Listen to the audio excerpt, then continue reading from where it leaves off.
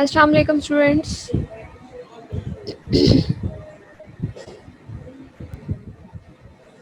Can you hear me all?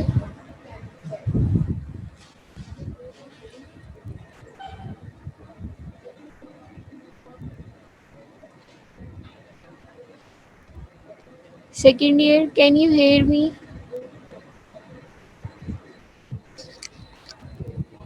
Hurry. Yes ma'am chat box में देखिए। नहीं chat में अभी आइए.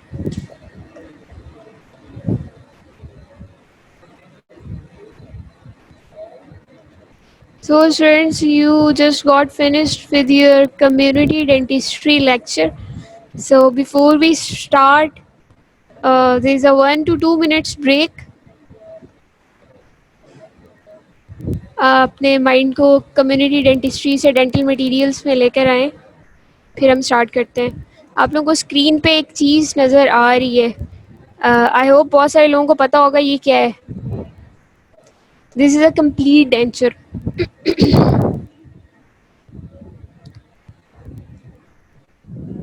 हम लोगों ने अभी तक डेंटल मटेरियल्स में डिफरेंट मटेरियल्स पढ़े हैं. फिलिंग मटेरियल्स पढ़े हैं, इम्प्रेशन मटेरियल्स पढ़े हैं, अलॉयस पढ़े हैं, कास्टिंग मटेरियल्स पढ़े हैं. लेकिन डेंटिस्ट्री की एक फील्ड है प्रोसोडोंटिक्स, जहाँ आर्टिफिशियल टीथ लगाए जाते हैं. उस डिपार्टमेंट में जो यूज़ होता है एक मटेरियल, उस मटेरियल के बारे में आज हम डिटेल्स पढ़ेंगे. डेंचर्स टू टाइप्स के हैं. पार्शियल डेंचर भी है, कंप्लीट डेंचर भी है. ये जो आपको नज़र आ रहा है स्लाइड पे, this is a complete denture. Edentulous patients के लिए यूज़ होता है जिनके मुंह में कोई दांत नहीं होता. उनके लिए, ऐसे पेशेंट्स आए तो उनके लिए ऐसा कंप्लीट डेंचर फैब्रिकेट किया जाता है. जो आपको दांत नज़र आ रहे हैं ये पोर्सलेन एक्रेलिक के हो सकते हैं. जो आपको पिंक कलर की नज़र आ रही है इसको डेंचर बेस कहते हैं. डेंचर बेस के लिए जो मटेरियल्स यूज़ होते हैं आज हम वो पढ़ेंगे.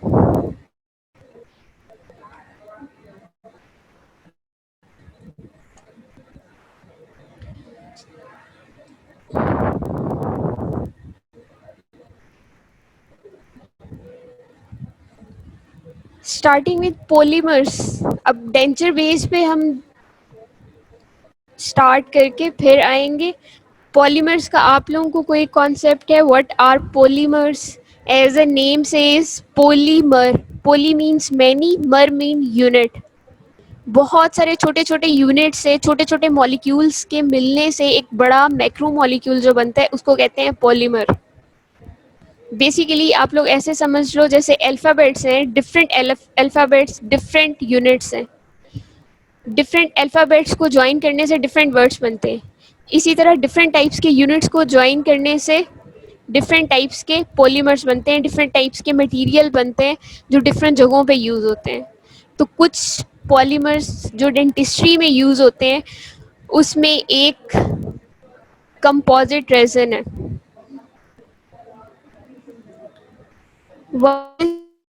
डेंचर लाइनर, जो आपके डेंचर को ओरल कैविटी में स्टे करने के लिए, फॉर एग्जांपल जो आपको स्क्रीन पे नज़र आ रहा है ये अपर डेंचर है. Upper denture is against gravity, it tends to fall off. तो इसको स्टे कराने के लिए मुंह के अंदर इसकी बेस के ऊपर लगाते हैं, लाइनर लगाते हैं. ये लाइनर पॉलीमर से बना होता है. आप लोगों ने एक सेक्शन पढ़ा था कंपोजिट रेजिन्स. कंपोजिट रेजिन्स भी पॉलीमर्स हैं एक्चुअल में.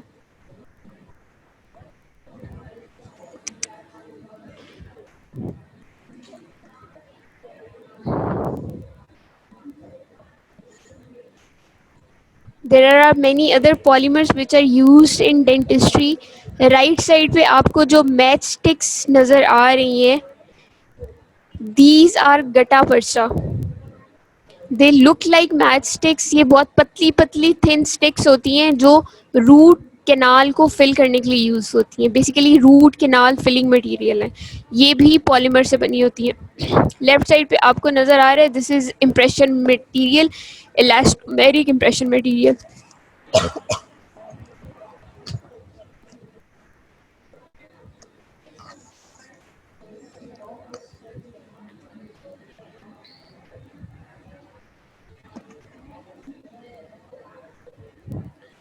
ओके, आप लोगों को मैंने बताया है polymer is a large molecule, poly means many, mer mean unit. बहुत सारे छोटे छोटे यूनिट्स के मिलने से जो एक बड़ा मॉलिक्यूल बनता है उसको कहते हैं पॉलीमर। डिफरेंट टाइप्स के पॉलीमर्स डेंटिस्ट्री में यूज होते हैं। रूट केनाल फिलिंग मटेरियल के लिए गटा पर्चा यूज होता है, that is a polymer. Composite resin आप फिलिंग्स के लिए यूज करते हो, that is a polymer. Denture liner जो यूज होता है, that is a polymer. Orthodontics में बेस प्लेट्स बनाने के लिए जो यूज होता है, that is a polymer. Oral maxillofacial surgery में यूज होता है प्रोस्थेसिस बनाने के लिए, that is a polymer. There are multiple applications of polymers. आप लोगों की जो इम्प्रेशन ट्रेज होती हैं, one type of impression tray is also made from polymer. तो basically it's like alphabets different, जैसे अल्फ़ाबेट्स मिलाने से डिफरेंट वर्ड्स बनते हैं। ए एम मिलाने से एम बन जाएगा, MIL के मिलाने से मिल्क बन जाएगा। इसी तरह अल्फ़ाबेट्स जैसे बहुत सारे यूनिट्स हैं, ऐसे डिफरेंट यूनिट्स होते हैं, डिफरेंट मॉलिक्यूल्स होते हैं, उनको मिलाने से जो एक बड़ा मैक्रो मॉलिक्यूल बनता है, दैट इज़ अ पॉलीमर। और पॉलीमर के डेंटिस्ट्री में बहुत सारे यूजेस हैं, डिफरेंट डिपार्टमेंट्स में यूजेस हैं। प्रोसोडोंटिक्स में डेंचर की बेस बनाने के लिए जो यूज होते हैं material, that is a polymer. But we will start from the history कि पहले डेंचर बेसिस किससे बनते थे, फिर आहिस्ता आहिस्ता हम पॉलीमर पे कैसे आए। सबसे पहले डेंटल प्रोस्थेसिस 2500 BC में आई। स्टार्ट में वुड से बना, फिर बोन से बना, फिर आइवरी से, porcelain, gold, tortoise shell, gutta percha, vulcanite, aluminium, celluloid, bakelite, PVC, polyvinyl, stainless steel and alloys, PMMA, polymethyl methacrylate। So starting from wood, इन सब चीज़ों से डिफरेंट एजेस में डेंचर बेसिस बनती रही और आहिस्ता आहिस्ता आहिस्ता आहिस्ता बाकी सारी चीज़ें डिस्कार्ड होंगी। And at the end of the day today we are left with PMMA, that is polymethyl methacrylate। We will go into the detail of each one of these step by step.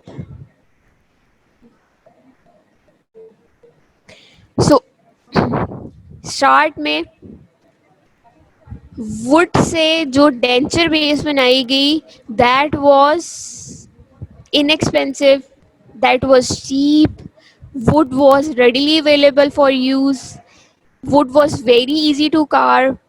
These were advantages, but on the other hand, wood started getting cracked in the moisture and it did not match with the color of gingival tissue, so it lacked aesthetic properties. Plus आपकी oral cavity में saliva होता है, तो continuously would की denture base saliva में बात होने की वजह से आहिस्ता आहिस्ता डिग्रेड होना शुरू हो गई। So wooden denture base was discarded.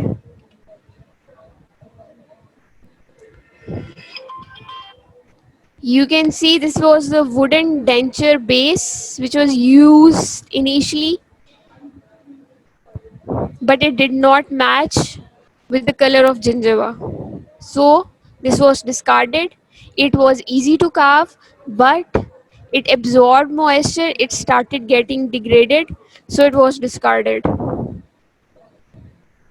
Next, bone से बनाना शुरू कर दिए डेंचर बेसिस। बोन से जो डेंचर बेसिस बनाई, they were also available at reasonably cheap cost and they were also easily carvable and had better dimensional stability as compared to wood, but it lacked aesthetic and hygienic properties. Foucherot was the first scientist who fabricated a denture base with wood, sorry, bone.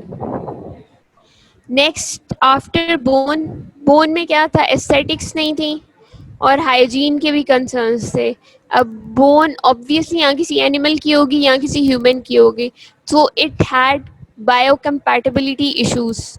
आपकी एक person की bone दूसरे person आपके मुंह के अंदर as denture base लगाने में कंपेटेबिलिटी इश्यूज थे, ऐसे डिजीजेस ट्रांसफर होने के चांसेस थे, plus it did not match the colour of gingival tissue, so bone के बने हुए denture bases were discarded too. Next ivory से डेंचर बेसिस बनाना शुरू कर दी। आइवरी से जो बनाना शुरू की, they were aesthetically pleasing plus hygienic and stable in the oral environment. But ivory was not readily available and ivory is quite expensive material. So ivory के डेंचर बेसिस भी डिस्कार्ड हो गए। उसके बाद पोर्सिलीन पे आगे, पोर्सिलीन के denture bases बनाना स्टार्ट कर दिए। अब पोर्सिलीन के जो डेंचर बेसिस बनाना शुरू किए वो इजीली शेप तो हो जाते थे लेकिन बहुत ब्रिटल थे। Porcelain is a brittle material. Porcelain का एक एडवांटेज ये भी था, अनलाइक बोन एंड वुड जो आपके म्यूकोजा के साथ इन क्लोज कांटेक्ट स्टे नहीं करता, पोर्सिलीन का डेंचर बेस आपके अंडरलाइंग टिश्यूज के साथ क्लोजली क्लिंग कर जाता था, तो this was a plus point. It was dimensionally stable, water sorption minimum थी, porcelain has a smoother surface and it has less porosity and low solubility. अब अगर इसमें पानी की, फ्लूइड्स की, any kind of drinks that a person can take, उसकी solubility कम होगी तो क्या होगा, उसकी डिग्रेडेशन नहीं होगी मटेरियल की, प्लस सॉल्युबिलिटी कम होगी तो इसका मतलब है कि उसके अंदर फ्लूइड्स के अंदर जो डिफरेंट टाइप्स के माइक्रो ऑर्गेनिजम्स हैं वो भी उसके अंदर नहीं जाएंगे, आपकी डेंचर बेस के अंदर नहीं जाएंगे, तो इसका मतलब है वहाँ पे वो क्लॉग नहीं करेंगे। क्लॉग नहीं करेंगे तो with the passage of time इसको डिस्कलर नहीं करेंगे, ना डिस्कलर करेंगे ना with the passage of time bad breath पैदा करेंगे। So these were the advantages of porcelain, but porcelain was a brittle material. It was easy to fracture once mishandled. Plus porcelain is very difficult to grind and polish. और आप exact shape में denture base बनाते ही तब वो जब उसकी बहुत सारी ग्राइंडिंग और पॉलिशिंग के स्टेप्स आते हैं। So this was disadvantage of porcelain. Duchatto in 1774 was the first person who fabricated porcelain denture. This was the denture of porcelain.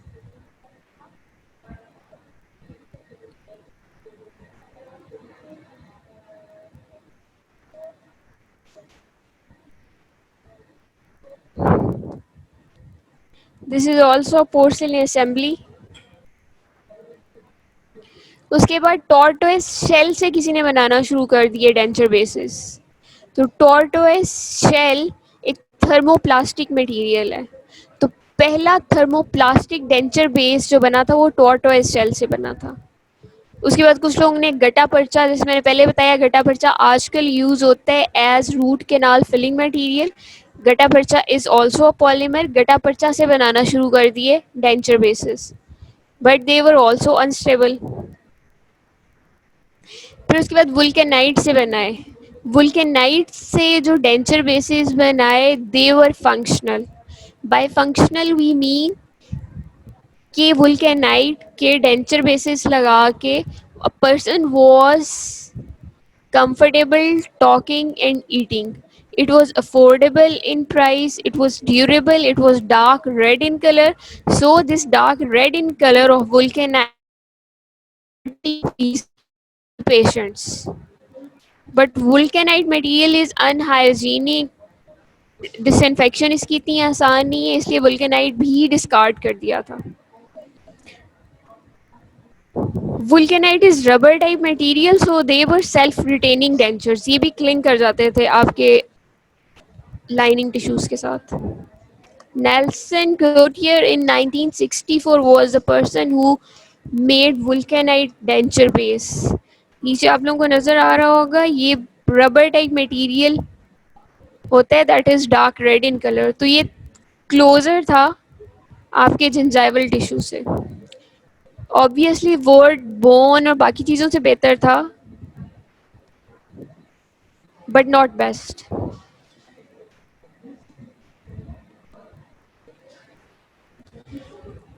Dr. Bean in 1867, who also invented the casting machine, was the person who made denture base with aluminium.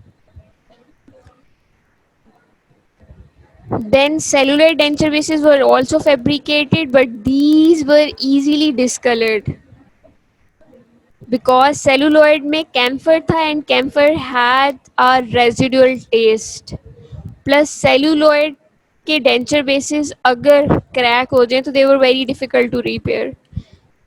And celluloid denture bases were obtained by plasticizing cellulose nitrate with camphor.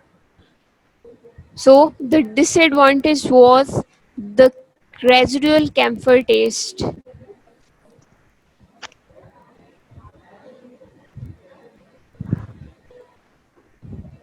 सेलुलोइड को वुल्केनाइड की जगह use किया जाने लगा, but it was also unsuccessful because it started getting stained with the passage of time. पागल ना हो चुके हो।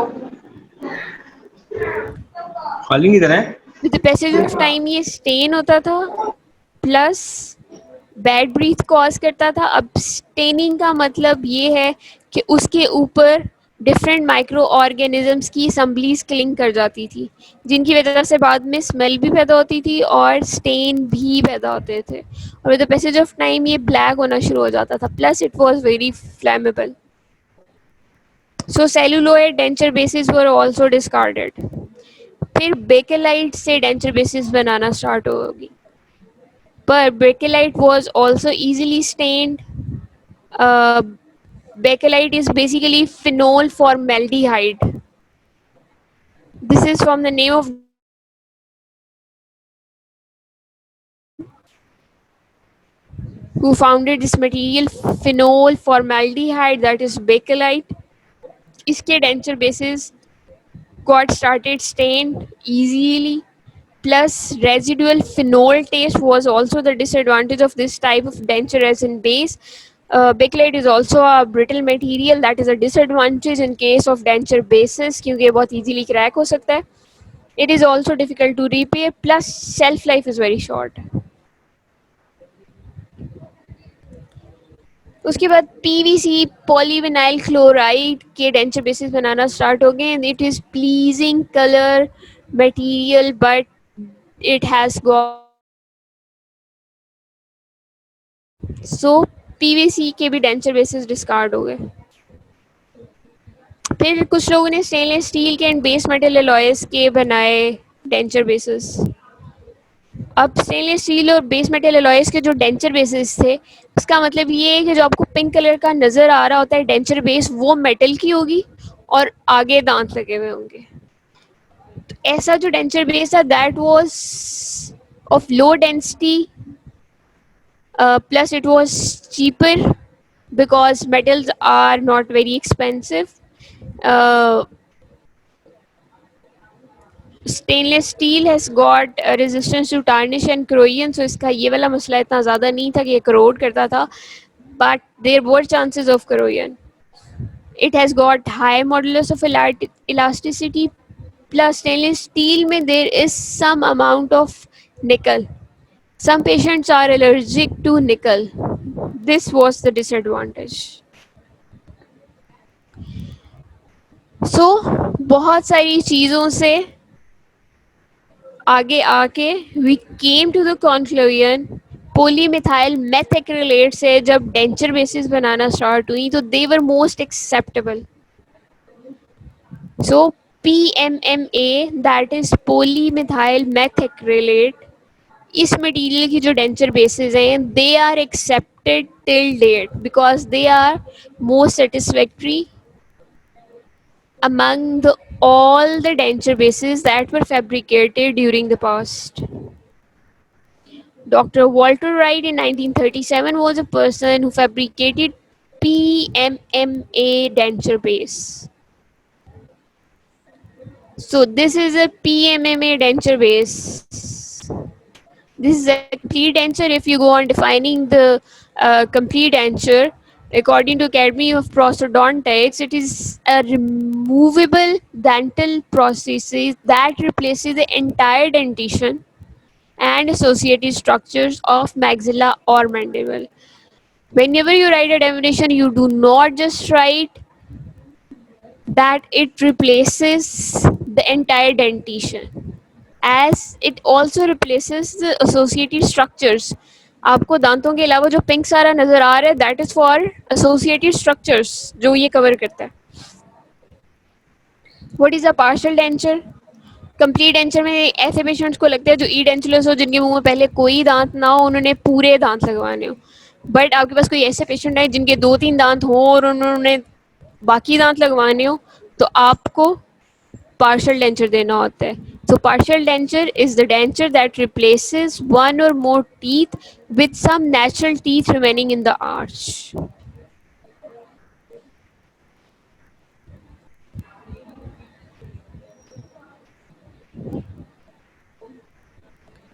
So what is a denture base? Denture base is a part of denture, complete denture or partial denture. It is a part of denture which is in contact with the oral tissues and supports the teeth. So basically आपकी जो pink colour की base है, this is denture base. Denture base का काम क्या है? Denture base का काम ये है कि एक साइड से वो दांतों को होल्ड करके रखेगी और दूसरी साइड पे वो आपके म्यूकोजा के साथ, आपके ओरल टिश्यूज के साथ क्लिंग कर जाएगी और सपोर्ट करेगी आपके कंप्लीट डेंचर को या पार्शियल डेंचर को. सो ये जो डेंचर बेस है डिफरेंट मटेरियल से बनती रही, bone, would, Ivory, bakelite, polyvinyl chloride and so on, और अब PMMA polymethyl methacrylate that is a polymer, उससे बनती हैं डेंचर बेसिस. तो हम उन डेंचर बेसिस के बारे में पढ़ना है.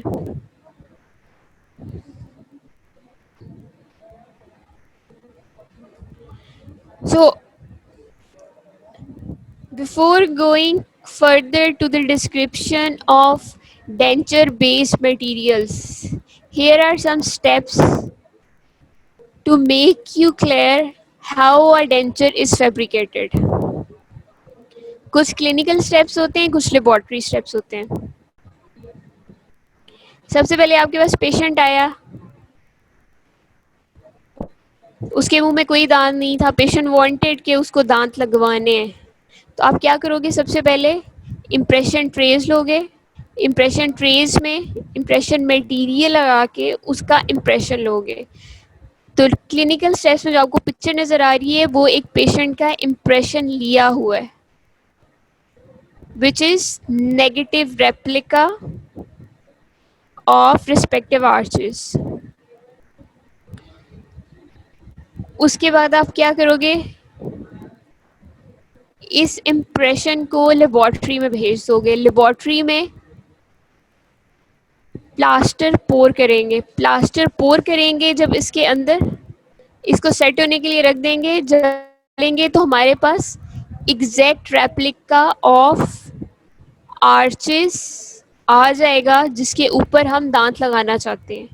तो राइट साइड पे लेबोरेटरी स्टेप्स में जो आपको नज़र आ रहे हैं वो प्लास्टर पोर करने के बाद जब आपने निकाला, उसकी बेस बना ली, तो आपके पास अपर और लोअर आर्च का एग्जैक्ट रेप्लिका आ गया, एक मॉडल आ गया जिसके ऊपर हमने दांत लगाने. उसके बाद हम क्या करते हैं? In case of complete dentures हम एक्रिलिक की प्लेट बनाते हैं. दोबारा से उसके ऊपर एक सेल्फ क्योर की प्लेट बनाते हैं. Self cure is a resin, it is a polymer, जो आगे जाके आप डिटेल में पढ़ोगे. फिलहाल सिर्फ आपको मैं स्टेप्स बता रही हूँ कि इन स्टेप्स से आपका कंप्लीट डेंचर बनता है. तो उन स्टेप्स में जब आपने मॉडल बना लिया, तो मॉडल के बाद हमने उसके ऊपर सेल्फ क्योर की प्लेट बनाई, सेल्फ क्योर की ट्रे बनाई. इसको कहते हैं कस्टम ट्रे, क्योंकि आप कि ऐसे पेशेंट्स, जिन पेशेंट्स के मुंह में कोई दांत नहीं होता, ई डेंचुलस होते हैं, उनकी हमें बहुत फाइन डिटेल्स चाहिए होती हैं जो एक इंप्रेशन से नहीं आती. तो उनके हमें 2 इंप्रेशन लेने होते हैं. पहला जो हमने इंप्रेशन लिया लेफ्ट साइड पे जो नज़र आ रहा है, दैट वाज प्राइमरी इंप्रेशन. उससे फिर हमने मॉडल बना लिया. फिर मॉडल के ऊपर हमने सेल्फ क्योर की ट्रे बनाई दोबारा से। इस ट्रे को हम दोबारा यूज़ करेंगे इम्प्रेशन लेने के लिए ताकि मज़ीद डिटेल्स आ जाएँ। इस ट्रे को हम कस्टम ट्रे भी कहते हैं, इसको स्पेशल ट्रे भी कहते हैं। कस्टम ट्रे, स्पेशल ट्रे इसलिए क्योंकि स्पेसिफिकली पेशेंट के लिए बनाई जाती है, जिस पेशेंट का हमने कंप्लीट डेंचर बनाना है। This is specified for that patient only, it is customized for that patient only. अभी जो नेक्स्ट आपको लेफ्ट साइड पे नीचे वाली फिगर नज़र आ रही है, उसमें हमने इस स्पेशल ट्रे के अंदर इम्प्रेशन मटेरियल लगा के दोबारा से इम्प्रेशन लिया ताकि म्यूकोज़ा की, रिज की, बोन के डेंट्स, एलिवेशंस, डिटेल्स आ जाएं। सो पहले हमने प्राइमरी इम्प्रेशन लिया नॉर्मल ट्रे में, इडेंचुलस ट्रे में मॉडल बनाया, उसके ऊपर हमने सेल्फ क्योर की स्पेशल ट्रे बनाई, कस्टम ट्रे बनाई। उस कस्टम ट्रे में हमने दोबारा से इम्प्रेशन मटेरियल लगा के दोबारा से इम्प्रेशन लिया। So this was secondary impression. Primary impression हो गया, सेकेंडरी इम्प्रेशन हो गया। उसके बाद हम इसको भी पोर करेंगे।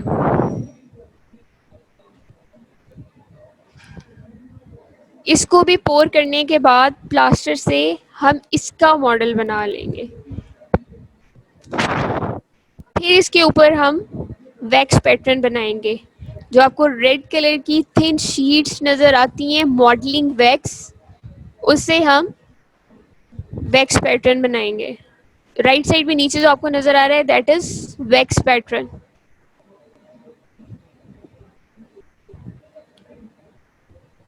उसके ऊपर जो आपको ये रेड कलर की नज़र आ रही है, इससे हम रिज बिल्ड करेंगे। इसकी specific height, specific length, specific dimensions होती हैं जिसे हम ये बनाते हैं। ये सारा हम इसलिए कर रहे हैं कि इसको हम माउंट कर सकें दोनों अपर और लोअर मॉडल्स को एक आर्टिकुलेटर में। Now this is semi adjustable है नौ आर्टिकुलेटर। इसके अंदर हम अपर और लोअर मॉडल्स को लगाते हैं जिसके ऊपर हमने वैक्स पैटर्न बनाया होता है और हमने रिज बनाई होती है जो आपको रेड कलर की नज़र आ रही है। इसमें हम इसलिए फिक्स करते हैं because it can open and close like mouth.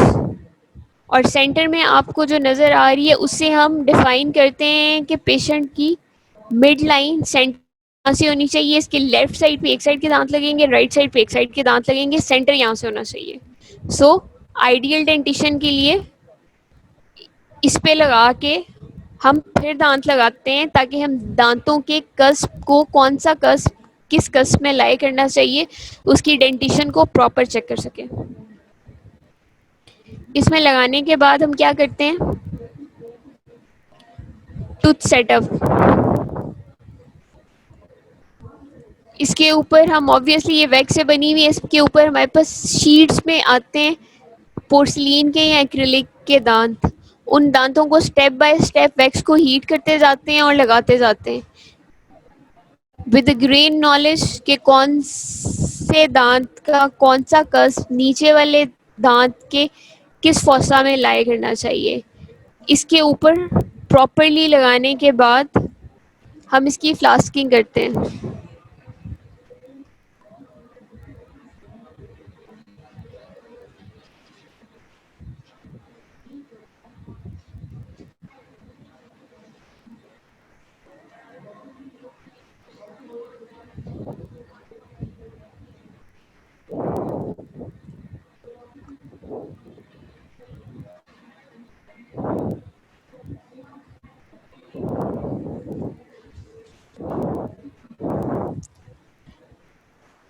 फ्लास्किंग is a method जिसमें आप लोग अपर और लोअर मॉडल्स को मेटल के फ्लास्क के अंदर बंद कर देते हो। This is flasking. उन मॉडल्स को जब हमने टूथ सेटअप कर ली है उसके ऊपर, तो उसको इस तरह से एक फ्लास्क होता है जिसके अंदर आप प्लेस करते हो, और साइडों पे आपको जो येलो नज़र आ रहा है दैट इज़ डेंटल प्लास्टर और डेंटल स्टोन, उसके अंदर एम्बेड कर देते हो। उसको इतना ज़्यादा एम्बेड कर देते हो कि वो अंदर बिल्कुल छुप जाता है, और इसके ऊपर इसका एक कवरिंग पोर्शन भी होता है, आप वो लगा देते हो, फिर आप उसको बंद कर देते हो। This is the flask basically. इस तरह से आप बंद करते हो, और बंद करने का मकसद ये होता है कि मटेरियल को हार्ड होने के लिए टाइम मिल जाए। जब वो हार्ड हो जाए तो हम इसको एज टू एज उठा के बॉइलिंग वाटर में रख देते हैं। बॉइलिंग वाटर में ये होता है जिस तरह से कास्टिंग प्रोसीजर में आप लोग ने पढ़ा था, वैक्स बर्न आउट। आपने कोई भी चीज़ फैब्रिकेट करनी है, कोई हार्ड मटेरियल से फैब्रिकेट करनी है, तो आप उसका मोल्ड बनाते हो, फिर उस मोल्ड के अंदर अपना मटेरियल, जिस मटेरियल से आपने वो चीज़ बनानी है, उसको फ्लो कराते हो। तो इसके अंदर से ये डिफरेंट आउटलेट्स बने हुए हैं, इसके अंदर से सारी वैक्स निकल आएगी, जो आपकी बेस बनी हुई है वो निकल आएगी, आपकी जो रिजेस बनाई थी वैक्स की वो निकल आएंगी, सारी वैक्स बर्न आउट हो जाएगी बॉइलिंग वाटर में। जब सारी वैक्स निकल आएगी तो आपके जो प्लास्टर है, जिप्सम है, इसके अंदर उस शेप में, डेंचर बेस की शेप में एक मोल्ड बन जाएगा। फिर इस मोल्ड के अंदर हम पीएमएमए, दैट इज पॉलीमिथाइल मेथाक्रिलेट या एक्रिलिक रेजिन, उसको फ्लो कराएंगे। उसको फ्लो कराने के बाद दोबारा से हम हार्ड होने के लिए रखेंगे, और इस तरह से हमारी डेंचर बेस बनेगी।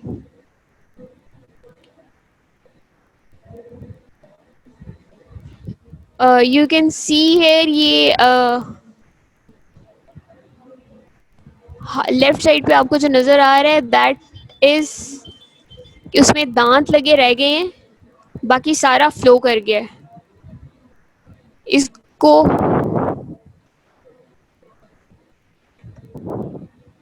फिर हम एक सेपरेटिंग मीडिया लगाते हैं। सेपरेटिंग मीडिया लगाने के बाद, सेपरेटिंग मीडिया का मकसद सिर्फ ये होता है कि दोनों, जब हम दोनों फ्लास्क को आपस में अलग करें जोड़ने के बाद, तो वो इजीली अलग हो जाए।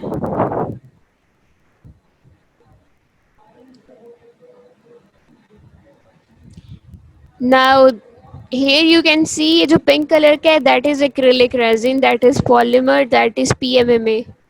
फिर हम इसको लगा देते हैं इसके अंदर। अब इसको, एक्रिलिक रेजिन को उस मोल्ड में लगाने के लिए डिफरेंट टेक्निक्स हैं। फॉर एग्जांपल यहाँ पे हमने सिर्फ इसको प्लेस किया है, और उसके बाद हमने इसको एक कंप्रेशन मोल्डिंग टेक्निक के लिए रख दी है, जिसमें इसको प्रेस किया जाता है। प्रेस किया जाता है, वो प्रेस करने से एक्स्ट्रा मटेरियल निकल जाता है, एंड आपके पास आ जाता है एग्जैक्ट मटेरियल जितना डेंचर बेस के लिए चाहिए, वो मोल्ड के अंदर चला जाता है।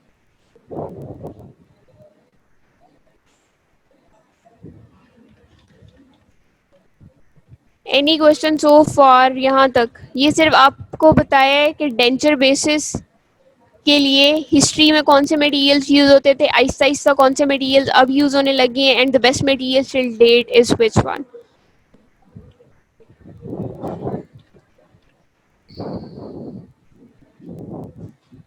Any question so for?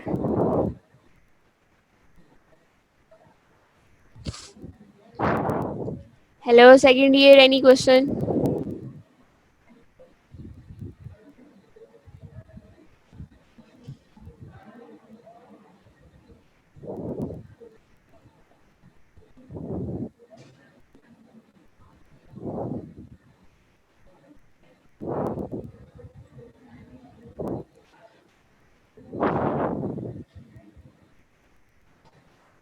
Usama, ivory का डिसएडवांटेज ये था कि आइवरी एक तो बहुत एक्सपेंसिव मटेरियल है,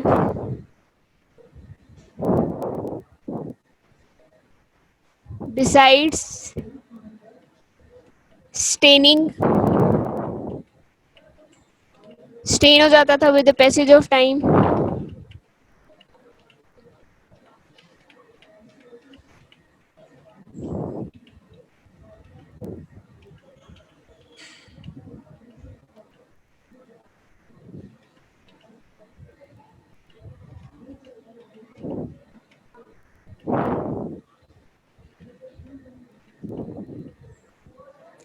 कोई भी चीज़ जो with the passage of time stain होने लग जाए वो हम बहुत लंबे अरसे के लिए यूज़ नहीं कर सकते. Plus it is not readily available.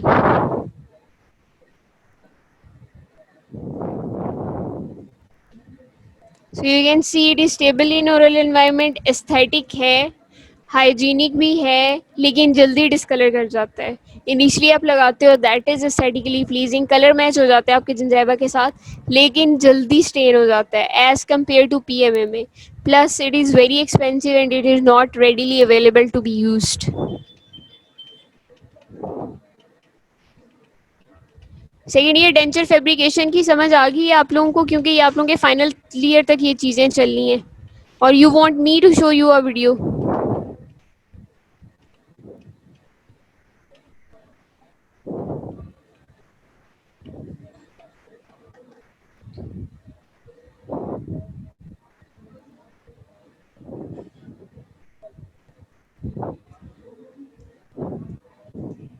Okay, coming to the ideal requirements of denture base. अब आपकी डेंचर बेस में क्या क्या आइडियल रिक्वायरमेंट होनी चाहिए. आप अगर खुद सोचो इसमें क्या होना चाहिए, एक तो ये लाइट वेट होना चाहिए, इतना हैवी नहीं होना चाहिए कि मुंह में लगा हुआ पता चले कि कुछ एडिशनल चीज़ लगी हुई है. बहुत लाइट वेट होना चाहिए. इसका क्या मतलब है, इसकी लो डेंसिटी होनी चाहिए. डायमेंशनली स्टेबल होना चाहिए. इसका ये मतलब है कि हीट करने से ऐसा ना हो कि ये हीट हो जाए, कुछ ठंडा पिए ऐसा ना हो कि ये बहुत ठंडा हो जाए, कुछ गर्म पिए ऐसा ना हो कि बहुत गर्म हो जाए. सो डायमेंशनली स्टेबल होना चाहिए. Plus it should B naturally acceptable. इसका कलर पिंक, पिंक के शेड आपके जिंजाइवा के कलर के आसपास होना चाहिए कि ये नेचुरल लगे, आपके मुंह में लगा हुआ नेचुरल लगे. पिंक कलर कोई अलग से दूसरा कलर ना लगे कि कोई आर्टिफिशियल चीज़ लगे. Plus, it should have good thermal conductivity and high glass transition temperature. इतना easily हीट करके it should not be able to change its phase. इसकी फेज चेंज नहीं हो जानी चाहिए. ऐसा ना, for example thermoplastic denture base के बारे में मैंने बताया था. थर्मोप्लास्टिक डेंचर बेस से क्या होगा कि वो बहुत कुछ गर्म अगर पेशेंट खा लेगा तो उसका फेस चेंज होने का चांस है. So it should have high glass transition temperature. की स्ट्रेंथ अच्छी होनी चाहिए, हार्डनेस अच्छी होनी चाहिए, टफनेस अच्छी होनी चाहिए, गिरने से ये टूट ना जाए. It should B abrasion resistant. Patient ने हर खाने के लिए यूज़ करना है, so it should not abrade too easily. It should be biocompatible with the oral environment, with the human body. That is, it should be non-toxic and non-irritant to the patient. It should be radio pack. Radio pack का ये मतलब है, कोई भी चीज़ radio pack है उसका मतलब है कि वो एक्सरे में वाइट कलर की नज़र आएगी. रेडियो लूसेंट, जैसे आप एक्सरे देखते हो, एक्सरे में आपकी बोन्स वाइट नज़र आती हैं, आपके मसल्स ब्लैक नज़र आते हैं. तो मसल्स रेडियो लूसेंट है, आपकी बोन रेडियो पैक है. इस तरह इसका मटेरियल डेंचर बेस का ऐसा होना चाहिए कि रेडियो पैक हो. इन केस कोई फ्रेगमेंट टूट के डेंचर बेस का पेशेंट के अंदर चला जाए तो it should be easily detectable on a radiograph. Manipulation and repair of denture base should be easier. ऐसा मटेरियल होना चाहिए डेंचर बेस का कि उसकी मैनिपुलेशन बहुत ईजी हो, क्योंकि इसमें बहुत सारे स्टेप्स इन्वॉल्व हैं. प्लस इसकी रिपेयर ईजी हो. इन केस अगर टूट भी जाता है, कोई क्रैक आ भी जाता है, तो बहुत इजीली डॉक्टर उसको रिपेयर करके दे दे. Plus most important, it should be easy to clean it. Easily cleanable होगा तो ये लॉन्गर ड्यूरेशन तक चलेगा. Otherwise with the passage of time normal stains के साथ साथ इसमें स्मेल के इश्यूज और ये सारी चीज़ें चलती रहेंगी.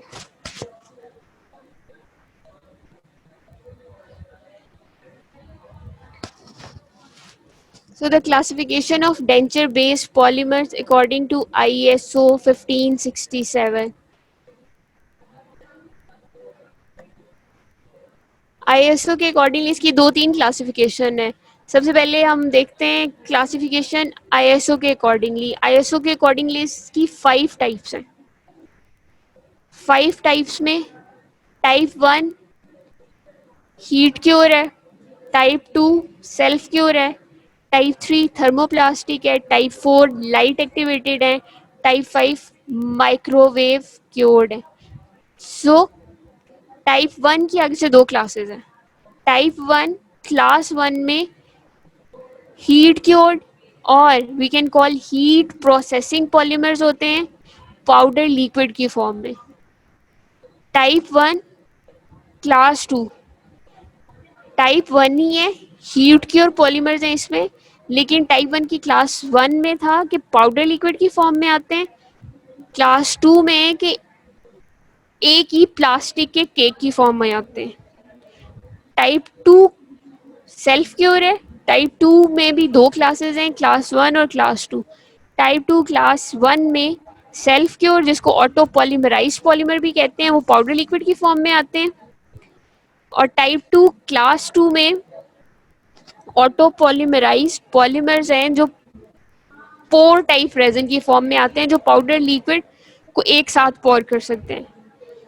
टाइप 3 थर्मोप्लास्टिक ब्लैंक और powder.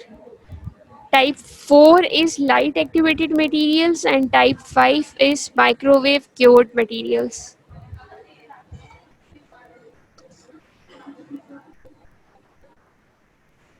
Here is another classification, that is metallic denture base and polymeric denture base. आप लोगों को स्टार्ट में दिखाए थे कि डेंचर बेसिस 2 तरह की हो सकती हैं। कुछ डेंचर बेसिस जो आपको पिंक वाली नजर आ रही होती हैं, that is polymeric denture basis, वो पॉलीमर से बनी होती हैं, एक्रिलिक से बनी होती हैं, पॉलीमिथाइल मेथएक्रिलेट से बनी होती हैं, जो कि आगे से सेल्फ क्योर भी हो सकता है और हीट क्योर भी हो सकता है। एक डेंचर बेस की टाइप है मेटेलिक डेंचर बेसिस, जो गोल्ड लॉय से भी बनी हो सकती हैं, कोबाल्ट क्रोमियम लॉय से भी बनी हो सकती हैं। ऐसी जो डेंचर बेसिस होती हैं, they are metallic denture bases. As you can see, this is a metallic denture base and this second one is polymeric denture base. So ISO classification है जिसमें 5 types हैं। उसके बाद on the base of nature of denture plate, it is metallic denture base and polymeric denture base.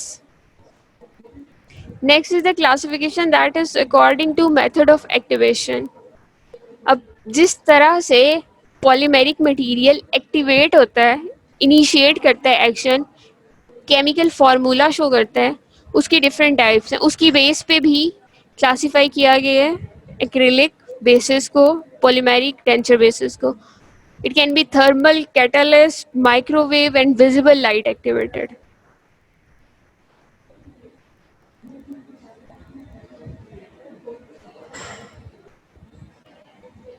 Next is fabrication of acrylic denture base. We have already studied how acrylic denture base, polymeric denture base, that is polymethyl methacrylate denture base, is fabricated.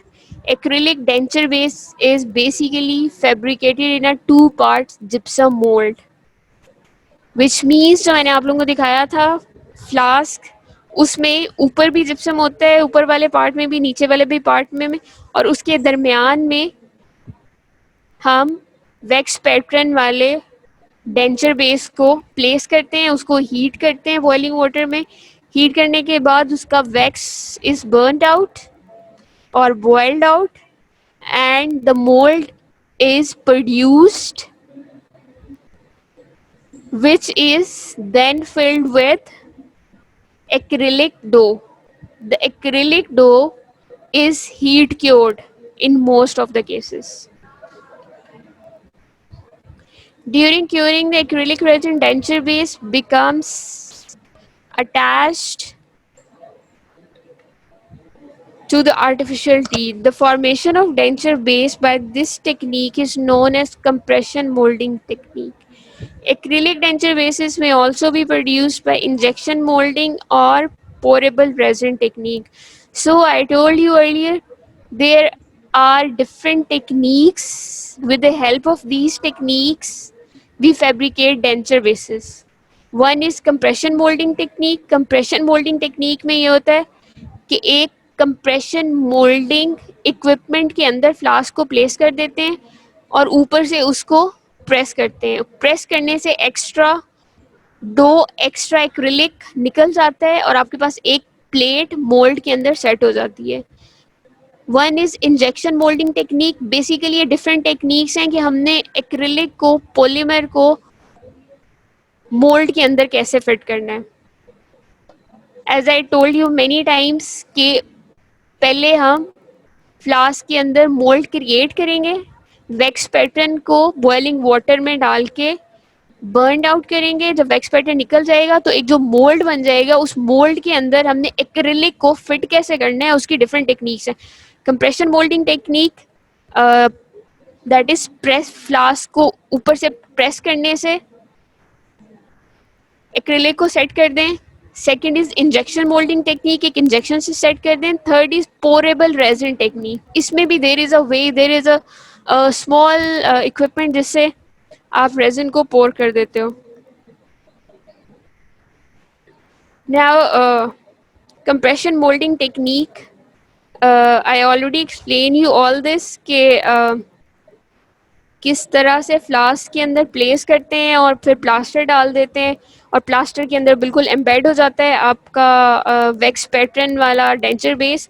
और उसके बाद हम इसको boiling water में डाल देते हैं और आपके जो आउटलेट्स बने हुए हैं इससे वैक्स बर्न आउट हो जाती है और आपके जिप्सम के अंदर एक मोल्ड बन जाता है जिसके अंदर हमने एक्रेलिक को प्लेस करना होता है. तो बेसिकली स्टार्ट में हम ये करते हैं कि इसको दोनों फ्लास्क के दरमियान में एक सेपरेटिंग मीडिया लगा देते हैं. सेपरेटिंग मीडिया लगाने का फ़ायदा ये होता है कि जब हम दोनों फ्लास्क को अलग करते हैं तो वो एक दूसरे के साथ जुड़ते नहीं है, बहुत स्मूथली अलग हो जाते हैं. So coming to the selection and application of separating media, it prevents direct contact between denture based resin and the mold. Separating media basically separates the denture base that we are going to make and the mold that is created by the wax burnout.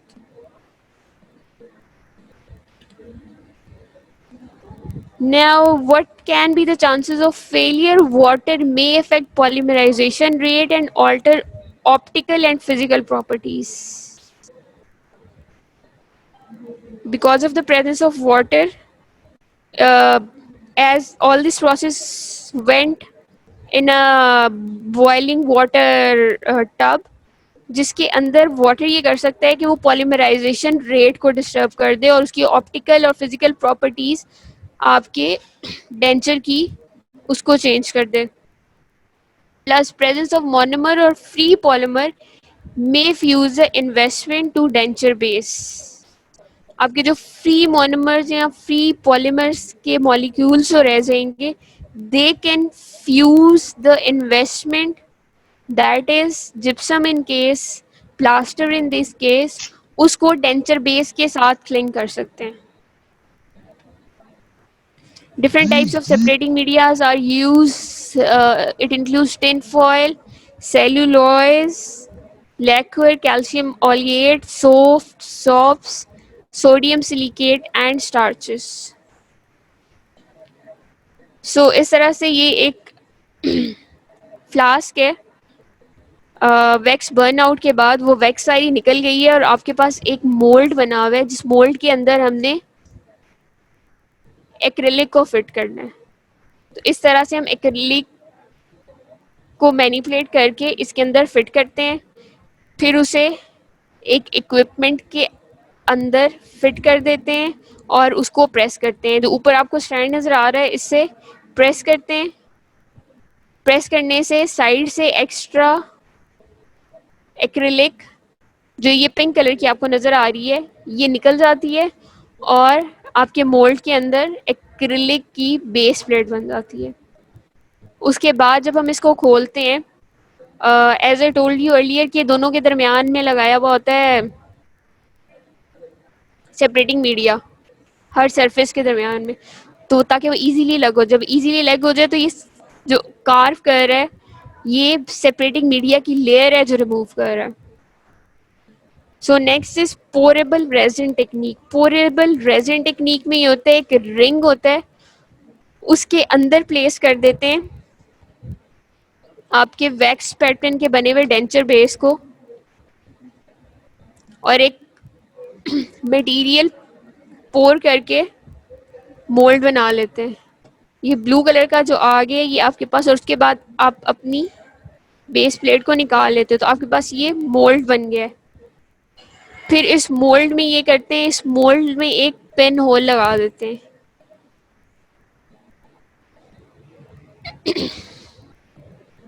This is the other type. फिर उसके बाद ये करते हैं कि उसको बंद करके उस रिंग को जो लगाया है उस पिन होल के थ्रू मैनिपुलेट करके एक्रिलिक रेजिन पेस्ट की फॉर्म में उस पेस्ट को उस पिन होल के थ्रू अंदर पोर कर देते हैं मोल्ड के. उसके बाद ये रेजिन हार्ड हो जाता है. इसके एडवांटेजेस ये हैं, this is has improved adaptation and decrease probability to damage the teeth. Damage of teeth is minimum in this case. It is very inexpensive, को बहुत लंबे चौड़े प्रोसीजर में नहीं पड़ता, plus simplification of the procedure. But the disadvantages are air can be entrapped, bonding can be poor. This is a technique sensitive. You need highly skilled technician for this purpose. Plus, teeth are not lost, but noticeable shift of teeth in this technique has been observed. Third is injection moulding technique. ये सारी हम techniques पढ़ रहे हैं acrylic को mould के अंदर fit करने के लिए. First was compression moulding technique, जिसमें हम फ्लास्क को कंप्रेस करके एक्स्ट्रा एक्रिलिक को निकाल देते हैं और एक प्लेट बन जाती है, सेट हो जाती है. Second was pouring resin technique, जिसमें वो मोल्ड बना के उसके अंदर पिन होल से paste of acrylic is placed. Next is injection moulding technique. Injection moulding में ये करते हैं कि फ्लास्क के अंदर, आपको ये नज़र आ रहा होगा लाइट गोल्डन से कलर का फ्लास्क है, उसके अंदर एम्बेड किया हुआ है वैक्स पैटर्न वाला डेंचर बेस. उसके अंदर एक साइड से लूप बनाया हुआ है, इस लूप के थ्रू फ्लो कराएंगे एक्रिलिक को. इस तरह से this is a different type of flask. उसका ऊपर वाला अपर पोर्शन से क्लोज कर देते हैं. क्लोज करने के बाद आपके पास साइड पे एक लूप सा बना हुआ है. With the help of this loop acrylic is placed in the mold and this is carried out in a water bath, so to allow the easy flow of acrylic base into the mold. Any questions so far?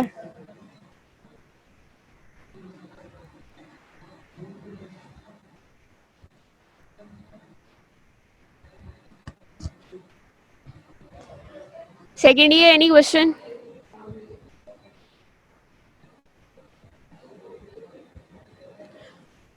I will share a video regarding all this, जिसमें आपको बहुत detail में समझ आ जाएगा how a denture base is fabricated, because I hope कि आप लोगों को कुछ तो समझ आ गया होगा. बाकी आप लोगों को I will share a video with सीरतुल अरूज और उमैद, और both they can share in the WhatsApp group. तो आप लोग काइंडली वो देख लीजिएगा, आप लोगों को बेहतर समझ आ जाएगा before the next lecture. Okay, so the time is about to end.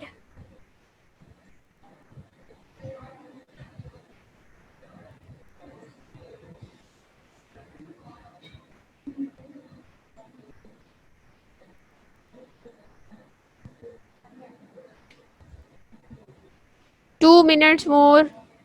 Okay, Osama, Allah Hafiz. Rest of the class, any question?